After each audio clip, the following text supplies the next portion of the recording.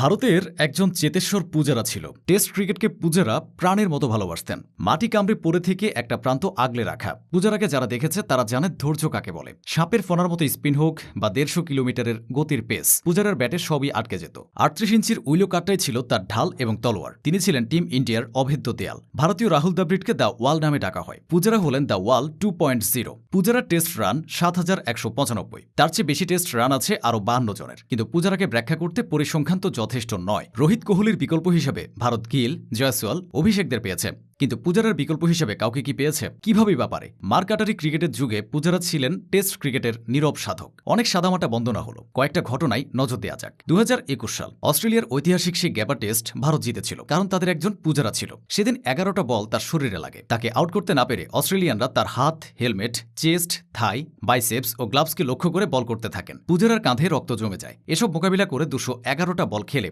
সে ইনিংসে পূজারা 56 রান করেন। তার ক্যারিয়ারে 3টা ডাবল সেঞ্চুরি। সবচেয়ে স্মরণীয়টা হলো অস্ট্রেলিয়ার বিপক্ষে 2017 সালে রাঁচিতে অজিতের বিরুদ্ধে 525 বলে 202 রান করার পথে তিনি 11 ঘন্টারও বেশি ক্রিজে ছিলেন। পূজারা দৃঢ়তায় সে টেস্টটা ড্র করেছিল ভারত। 2012 সাল ইংল্যান্ড বনাম ভারত প্রথম টেস্ট। নবীন পূজারা ততদিনে মাত্র 6টি টেস্ট খেলেছেন। তবু ব্রড, অ্যান্ডারসন ও গ্রাইম সোয়ানদের বিপরীতে তিনি 500 মিনিটেরও বেশি ক্রিজে থেকে 389 বলে 206 রানে অপরাজিত ছিলেন। তিনি ছিলেন একটা প্রান্তে, অন্য প্রান্তে সেবাগ, সচিন, কোহলি, যুবরাজ ও ধোনিরা আসা যাওয়া করছিল। ম্যাচটা ভারত 9 উইকেটে জিতেছিল। পরের বছর অর্থাৎ 2013 সালে দক্ষিণ আফ্রিকা সফরে ডেল স্টেইন, ফিল্যান্ডার ও জ্যাক ক্যালিসদের দিয়ে সাজানো পেস ব্যাটিংয়ের সামনে পড়েন পূজারা। সব স্রোতের বিপরীতে 270 বলে 153 রানের দুর্দান্ত এক ইনিংস খেলেন। ম্যাচটা ভারত ড্র করেছিল। এগুলো তো 150-200 রানের ইতিহাস। পূজারার 40 থেকে 50 রানও দলকে টিকিয়ে রাখতে ব্যাপক ভূমিকা রাখত। 1.5 শতকের ক্যারিয়ারে তিনি 103টি টেস্ট খেলেছেন। ওয়ানডেতে খেলেছেন মাত্র 5টি, কোনো টি-20 খেলেননি। তার ভেতরে আগ্রাসন জিনিসটা ছিল না। এ কারণেই হয়তো পূজারা টেস্ট ক্রিকেটের পূজারি হয়েছেন।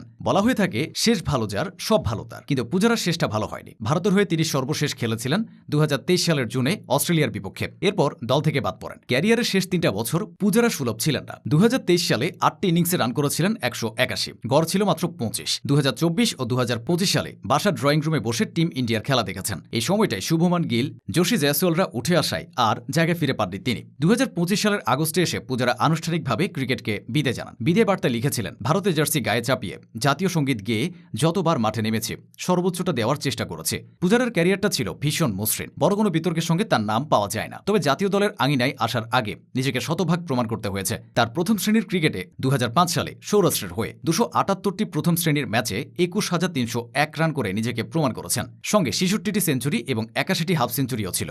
ভারতের হয়ে তার টেস্ট অভিষেক হয় 2010 সালে বেঙ্গালুরুতে অস্ট্রেলিয়ার বিপক্ষে। এরপর তো ইতিহাস। এই ইতিহাসের পরতে পরতে মিশে আছে মুষ্টিবদ্ধ প্রতিজ্ঞা ও চোয়ালবদ্ধ সংগ্রাম। পূজারার তুলনা তিনি নিজেই।